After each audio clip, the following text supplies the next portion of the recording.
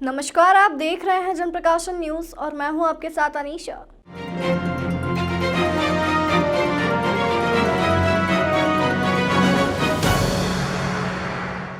प्रदेश के पूर्व मुख्यमंत्री और राज्यसभा सांसद दिग्विजय सिंह आज इंदौर पहुंचे।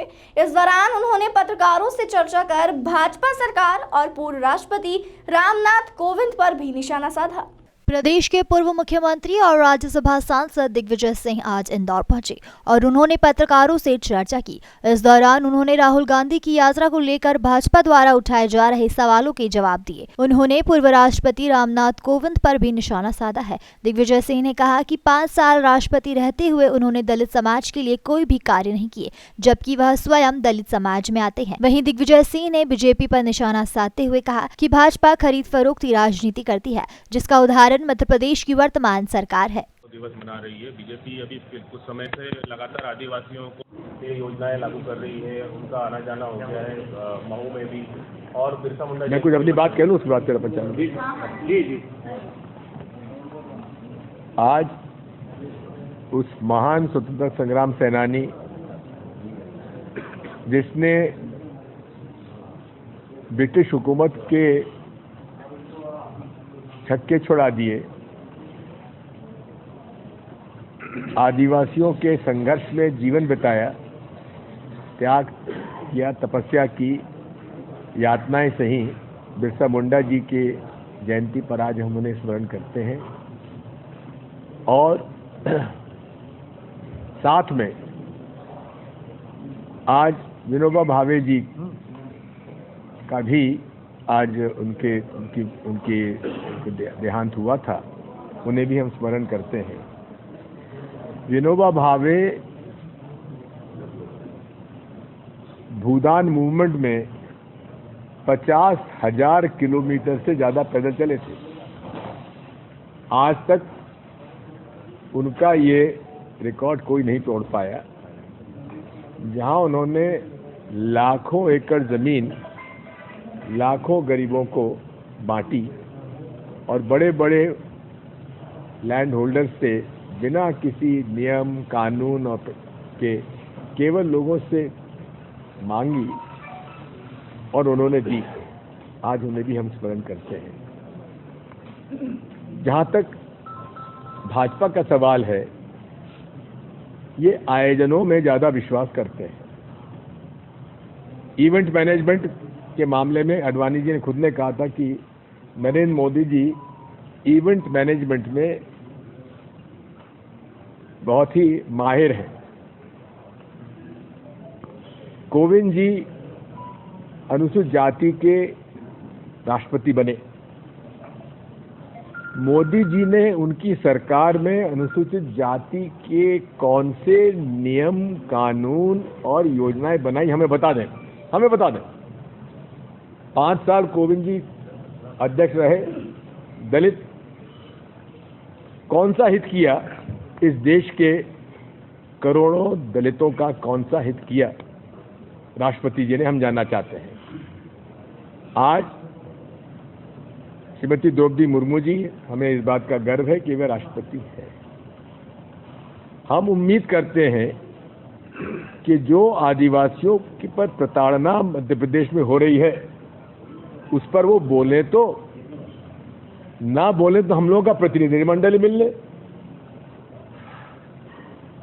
पन्ना में भारतीय जनता पार्टी के अध्यक्ष डॉक्टर BD शर्मा के खास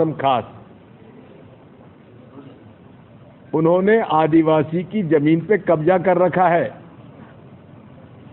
एक आदिवासी के से जमीन खरीदी 90 लाख में, और 90 लाख मिलने के बाद उस आदिवासी के घर में गया। उसके घर का मैंने फोटो मेरे फोन में है, आपको मैं दिखा दूंगा। मैंने उसका घर पे गया तो ताला लगा हुआ था, और उसके भाई से पूछा कि तुम्हारा भाई कहाँ गया, तो उनके साथ चैत काटने गया है। जिसको 90 लाख का पेमेंट हुआ हो, क्या वो चैत काटने जाएगा?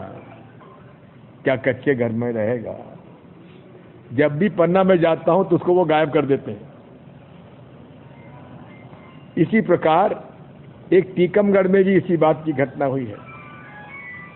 आदिवासी के नाम से जमीन खरीद के उन्होंने खुद ने कब्जा कर लिया। इस देश प्रदेश में पैसा का कानून जो आदिवासियों के हित में है उसको लागू क्यों नहीं करते? उसके नियम क्यों नहीं बनाते? केवल आयोजन आज करने वाले और आयोजन क्या करने वाले हैं? लागू तो है, नियम क्यों नहीं बना रहे? नियम कहाँ है? और उसमें ग्राम सभा को जो है कंसेंट आवश्यक है। नियम में कंसेंट, मैंने नियम बनाए थे, बिना ग्राम सभा के अनुमति के कोई काम नहीं किया जा सकता। उस नियम को कर दिया, सलाह ली जाएगी। सलाह मतलब उनसे पूछा जाएगा, वो अगर मना करेंगे तो उसको बाइंडिंग नहीं है। तो हम तो चाहते हैं कि ये आपको प्रश्न पूछना चाहिए मुख्यमंत्री जी से, ट्राइबल लीडर से, और राष्ट्रपति जी से मैं अनुरोध करूंगा कि आप नियम मंगा के देख तो लीजिए। कंसेंट कॉन्करेंस के बजाय कंसल्टेशन को क्यों लाया गया? आदिवासियों की जमीनों पे जो कब्जा हो रहा है उस पर क्यों नहीं आप कार्रवाई कर रहे हैं? निर्दोष आदिवासियों पर झूठे केसेस क्यों लादे जा रहे हैं? उनको जेल क्यों भेजा जा रहा है? पुलिस कस्टडी में आदिवासियों की को 2 हत्याएं हुई हैं, उन पर कार्रवाई क्यों नहीं की गई? बुधनी में शिवराज सिंह चौहान के क्षेत्र में उनके सहजाति व्यक्ति ने आदिवासी महिलाएं बैतूल की आई थी वहां चैत काटने के लिए, उनके साथ बदसलूकी की। जब आपत्ति की गई, उससे मारपीट हुई, उसमें एक व्यक्ति की हत्या हो गई और ये बताया गया कि वो व्यक्ति को सांप ने काटा है। पोस्टमार्टम नहीं हुआ और जबरदस्ती ले जाकर जब वहां पे बैतूल ले गए, आंदोलन हुआ। आंदोलन होने पर लाठियां चलाई और जबरदस्ती उसका दाह संस्कार कर दिया गया। मेरे पास ऐसे कम से कम 50 उदाहरण हैं। क्या मुर्मू जी, हमारे महामहिम राष्ट्रपति जी, मुझे उस डेलीगेशन के साथ आने का अवसर देंगे? मैं उनसे समय मांगूंगा। दिग्विजय सिंह ने कहा कि भाजपा ने जो लूट से धन एकत्रित किया है उसे प्रदेश में तोलमोल की राजनीति में इस्तेमाल कर रही है। उन्होंने बीजेपी पर आरोप लगाते हुए कहा कि कांग्रेस से जो विधायक बिकाऊ है वह अब जा चुके हैं और टिकाऊ कांग्रेस में अभी भी मौजूद है। वहीं केजरीवाल और ओवीसी पर निशाना साधते हुए उन्होंने कहा कि आगामी गुजरात चुनाव में बीजेपी सरकार लोगों को भ्रमित कर रही है। दिग्विजय सिंह ने कहा कि केजरीवाल और ओवीसी भाजपा टीम बी के सदस्य हैं। उन्होंने संघ पर भी निशाना साधते हुए कहा कि संघ और ओवीसी एक ही सिक्के के 2 पहलू हैं। ओवैसी और आम आदमी पार्टी की है, वो तो बी टीम है। वो तो मैं तो आज से नहीं, 2012 में मेरे स्टेटमेंट आप देख लीजिए। मैंने कहा था अरविंद केजरीवाल जो है ये आरएसएस का भारत, कांग्रेस मुक्त भारत का एक अंग है और ये भाजपा की बी टीम है।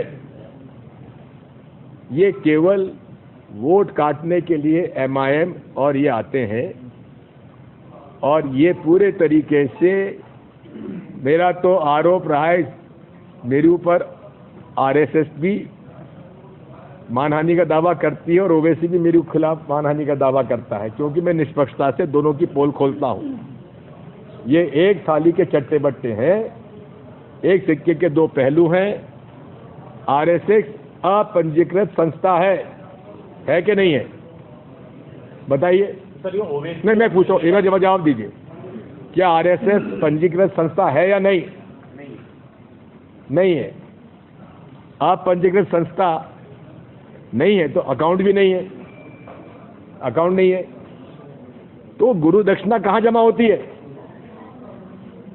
गुरु दक्षिणा ली जाती नहीं ली जाती पूरे देश में? कहाँ जमा होती है? कौन से खाते में जमा होती है? ऐसे में आरएसएस का ऑफिशियल हैंडल पर ट्वीट आया था कि हमने कोविड में 7 करोड़ रुपए खर्च किए।